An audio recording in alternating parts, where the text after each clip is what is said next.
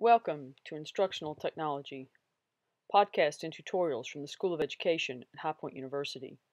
In this episode, we'll be discussing Pinterest and how to move things between multiple accounts.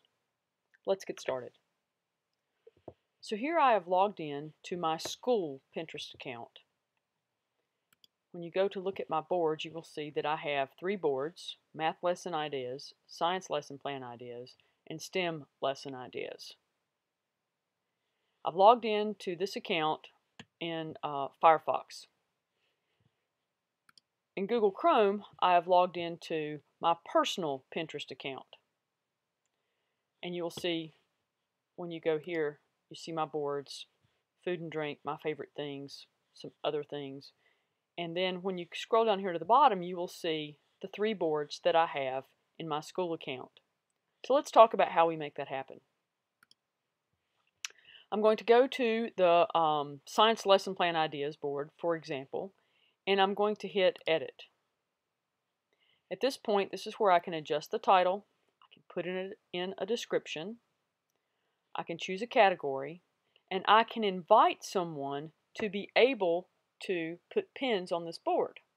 So what I have done is I have invited me from my personal account to be able to edit the board on my school account.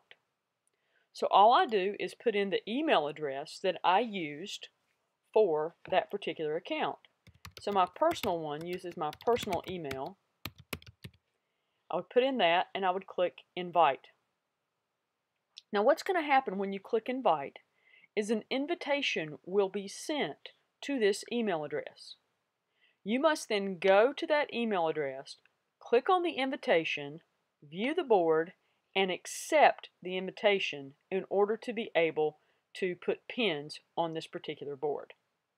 So after you click Invite and save the settings, the next step is to go to the email address, look for the invitation, click on the invitation, view the board, and accept the invitation. Then you'll have your boards connected together.